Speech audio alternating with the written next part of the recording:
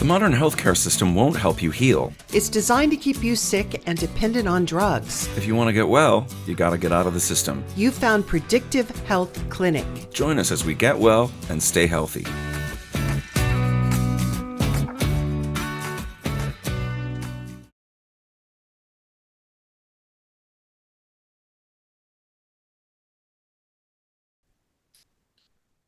Welcome back, folks. My guest today is Casey Ruff. Casey and I know each other because we both host podcasts, but you in particular should follow Casey, Boundless Body Radio. Is that right, Casey?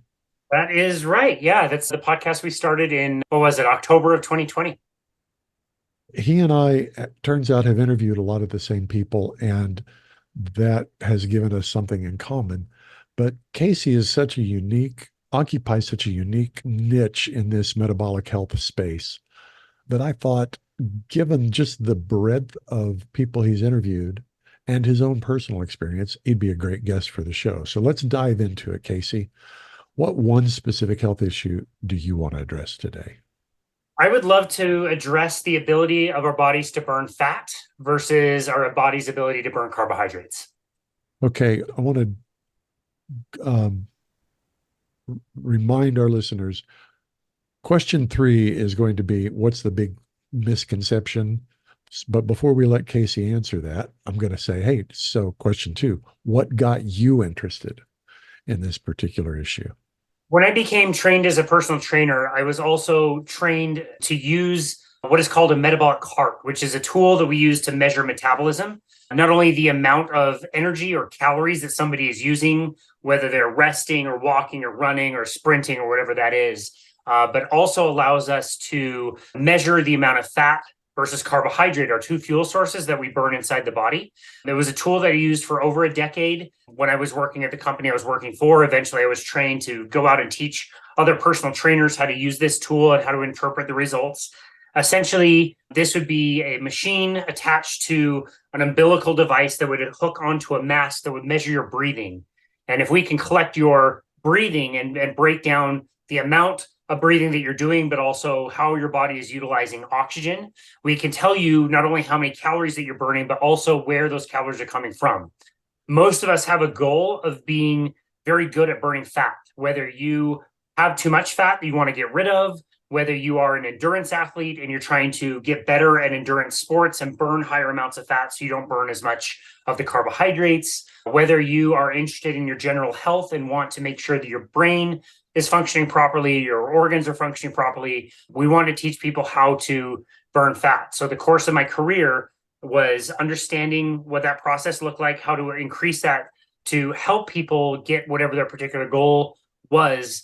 And in the environment that we live in, we are very limited in our ability to be able to burn fat because of, again, things that we find all over the place in our environments.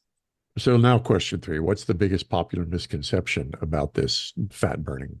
I would say the biggest misconception is that people want to lose weight versus they want to lose fat. I think most people have a goal of trying to reduce their gravity here on planet Earth, which is your weight.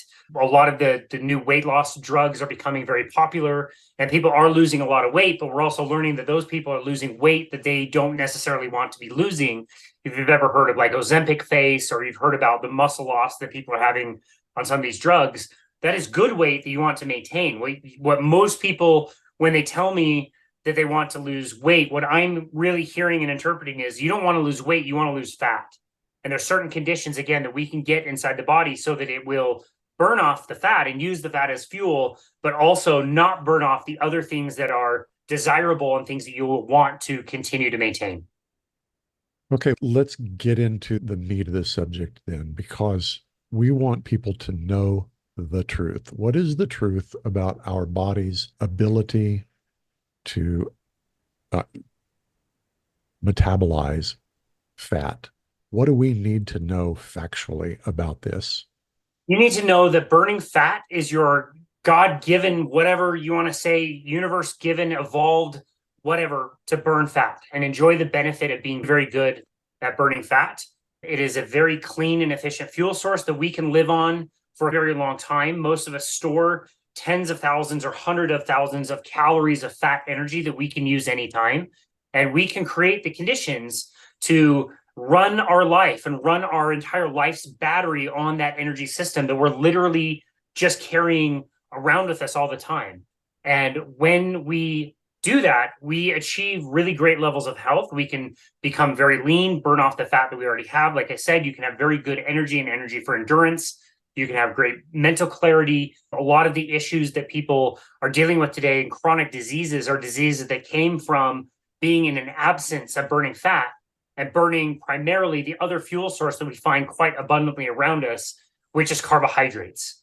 The truth is, we came from an evolution where carbohydrates were exceedingly rare to us as a species to be able to consume, to use as a fuel source. We needed maybe fruits or vegetables weren't really grown as a thing. Maybe some grains or whatever you found would be very seasonal, very rare, competing with lots of other animals to try to consume those things, where we as humans got really good at skills and hunting and cooking, and we can live much more healthfully on fats and proteins than we can on carbohydrates and those types of food that come from plants. So the truth, that is our birthright that all of us have as humans. So why don't we? What's obviously, if we're eating a lot of carbs, that's part of the problem, but go deeper. What is preventing us from being fat burning machines rather than carb burning machines? Or maybe a better question is, let's take a look. Yeah, let's take a look at what we would consider to be healthy foods. It's a little bit weird when you think about it that I could travel to Toronto and go to Whole Foods in April and I could buy as many apples as I want. I could go to Fairbanks, Alaska and buy mangoes and I could eat those pretty much all year round. Over the course of the human species developing technologies, we can refrigerate things, we can treat things, we can transport things all over the planet. So we've lost the seasonality in things like fruits or the plants that we consume. In the past, you'd have had fruit for a very limited amount of time. You may have stumbled upon a few tubers. Likely they were very poisonous or they weren't bred like they were today to be giant and really sweet tasting. They had other plant toxins in them. You would use them for a time and eventually that time would go away, the freeze would come or that food would be eaten and consumed to go away, and you wouldn't have access to that food anymore. And again, what I'm just talking about just right now is what we can agree on is probably the healthier options, transporting things like fruit and plants around the diet. What about when we add to that equation the refinement of sugar, the refinement of grains, making those two things extremely shelf stable and popular and inexpensive and accessible around the planet? All we've done is just taken something that we evolved with to really drive towards when we got it, which is consuming carbohydrates.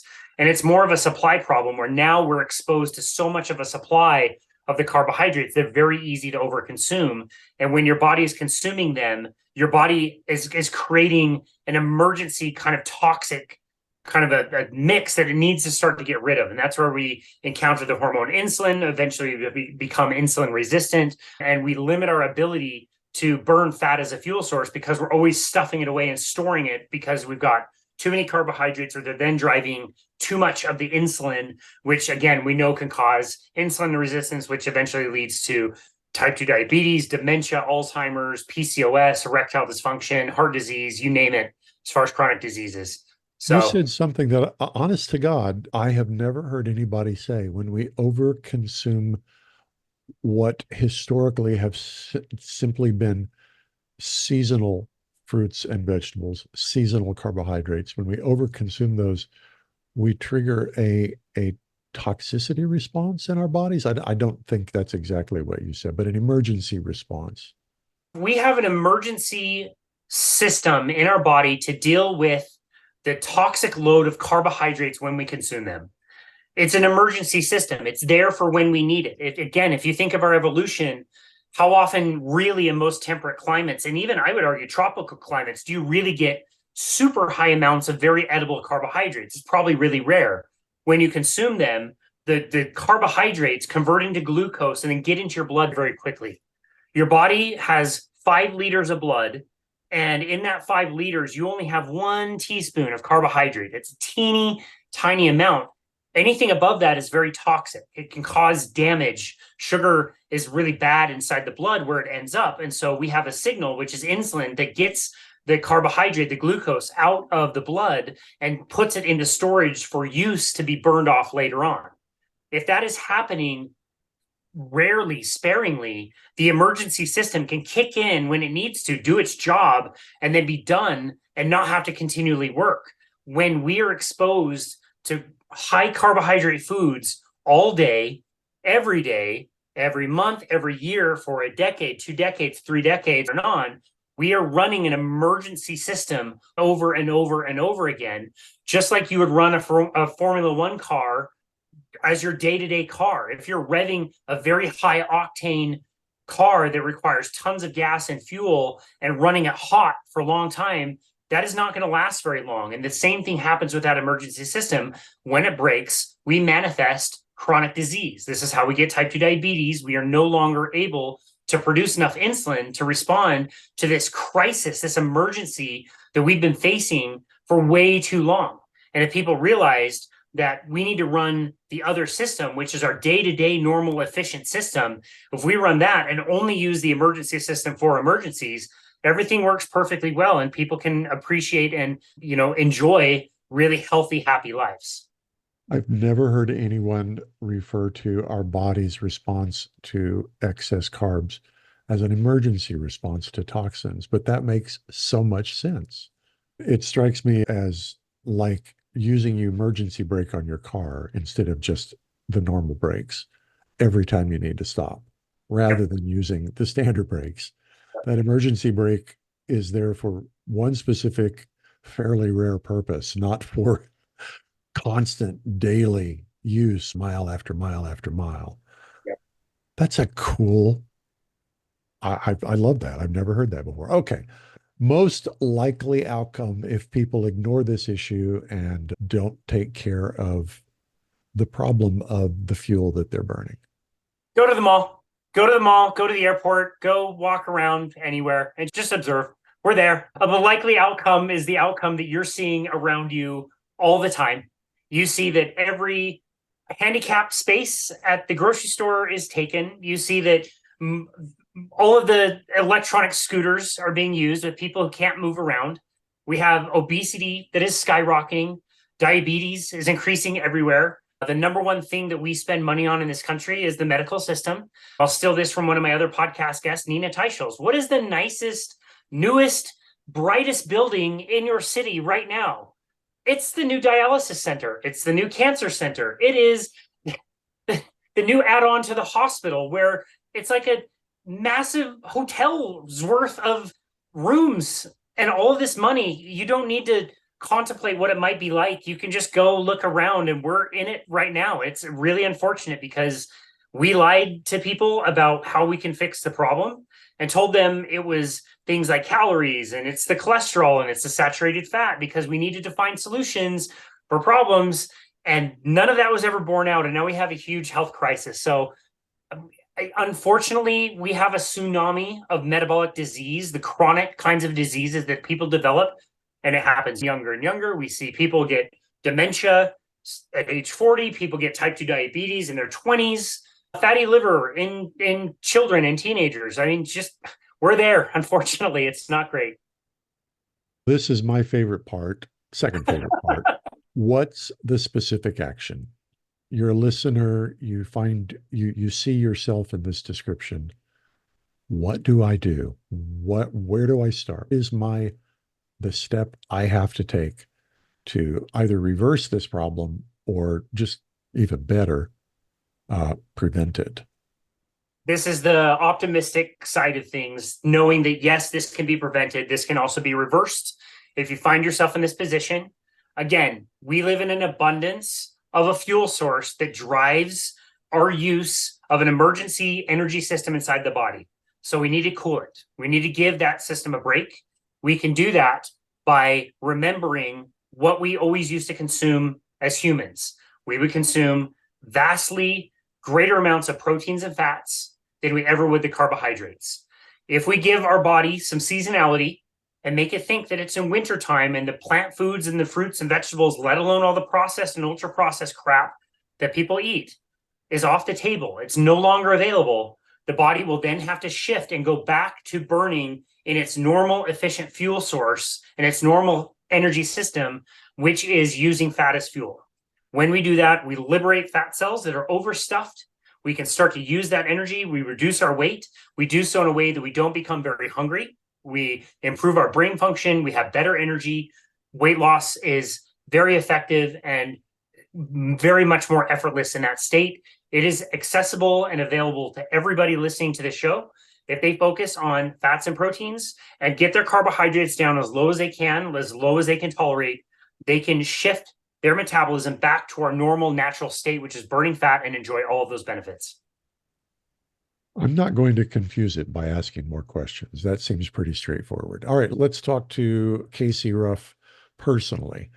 I know you coach a lot of people. What's one of the most common compliments you hear in your work? Oh, geez. Good question. I don't know. I hate doing this. I know, but too bad you're guest on my show. Damn it. I had the opportunity recently to interview somebody I've looked up to for more than a decade. Her name is Dr. Kate Shanahan. She talks about seed oils in her research. I have had her book, Deep Nutrition, one of her very first books, for years. I told her that it was very special to me, and I'd had the book in my car, and like anytime I had a break wherever I was, if I had to wait for my car to get serviced or a haircut or whatever, I'd flip open her book and read. I told her how meaningful that was. We had our appointment. She's very busy. She reached out to me last week after we finished this interview, after my first time talking with her, and said, Casey, I've done lots of different interviews. This one was really special. I really thank you very much for doing it. I mean, that's a pretty good compliment. I might frame it or at least post it on the fridge for a little while. So next time I feel down about myself, I can go back and read that. And yeah, you and I are very fortunate to interview some amazing people. We're fortunate enough to know each other. And that's a very kind compliment that I'm proud of. Do you hear what kind of complaints are common? Just give us an example. My favorite. We have only 5-star reviews on our show, except for one, which is a 1-star. And the person said, this person gets really good guests, and I really like the guests. I just can't stand the host's voice. Which I can appreciate. I hate my own voice. We do get that complaint every now and again. Our sound quality isn't great on YouTube, but that's funny. Okay. That's funny. I hate this voice. Oh, gosh. All right, maybe we had good guests, like the thing said, it would have been worth like a 3-star, maybe a 4-star, but it had to be, of course, a 1-star, you know? In my real job, which is marketing and branding consulting, were you one of my clients, I'd say, hey, man, that's actually very helpful. Your haters are really the best advertisement. Star review is meh, but a 1-star review reveals a whole lot more, especially when that's their biggest complaint. I don't like your voice. That's a good point. I like that. All right. This is my favorite question. This is the billboard question. The best billboards have very few words and get the idea across very quickly, simply because we're driving too fast to really be able to read a billboard. We tell our clients, limit the number of words on your billboard to no more than 8. So if you could deliver just one message about health and had only 8 words to deliver it in, what would those 8 words be? Eat meat, only when hungry, mostly beef. Ooh, you and I are soul brothers, mostly beef. My wife tried to eat the way I eat all the time, and our body's just not built for beef like mine is. Apparently, some people process fatty meats better, and some people process leaner meats better. She loves fish and chicken. I would be perfectly happy if I never had fish or chicken cross my palate ever again. But beef, all day, every day. That sounds like a great idea. All right, Casey Ruff, Boundless Body Radio. Thanks for being with us. Real quickly, where can folks connect with you? Thank you so much, Jack. Always a pleasure to talk to you. People can go to our website, which is myboundlessbody.com. They'll find all the resources that they need there and can contact us there if they like. Sounds good. We'll talk to y'all next time. Are you a healthcare practitioner eager to escape the grind of corporate medicine? Are you ready to make a massive difference in your world? Listen up. We are the Wizard of Ads. For 40 years, we've created dominant brands in a variety of industries. Now, we're bringing our magic to healthcare. We're seeking one extraordinary healthcare practitioner to help us build the first national brand in direct primary care. If you think you could be that person, let's talk. Email us at health@wizardofads.com. Tell us why you think you're the one. That's health@wizardofads.com.